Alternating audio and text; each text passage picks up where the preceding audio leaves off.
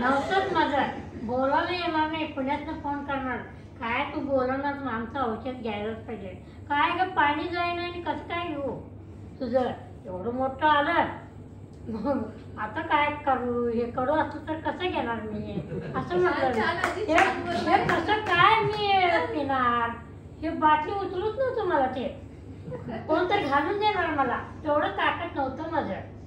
जीव गेलोच मदत सगळंच घेतलं. 1 महिन्यात मी रिकामा जोरच्यातनं सगळ्यांनी हे औषध घ्या. तिथं 5 लागले, मी 4 दिवसाला तिच्याबरोबर जातो मी.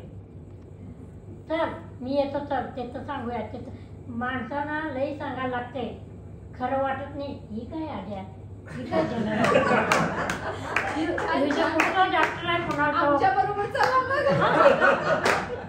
सगळं दाखवलं तर हे दाखवलं तर काय नाही. तुला किती मिळते मग, त्याच्या मिळण्यापासून यांचं औषध घेणार आहे. हा कुठं तर आल्या चांगलं होण्यासाठी, आमचं कर्तव्य करण्यासाठी आल्या ती, ते काय नाही. व्हायला सांग, आता काय सांगायचं, आम्हाला काय मिळत नाही बाई. घेतलं तर तुम्ही घेतलं तर आम्हाला मिळणार, चांगलं म्हणायचं. असं लोक एक डोकं फिरवलं. काय सांगायचं, आपला रोग चांगला होऊ दे म्हणून काय नाही, खरं हे नसते उसाबऱ्या लई लागते.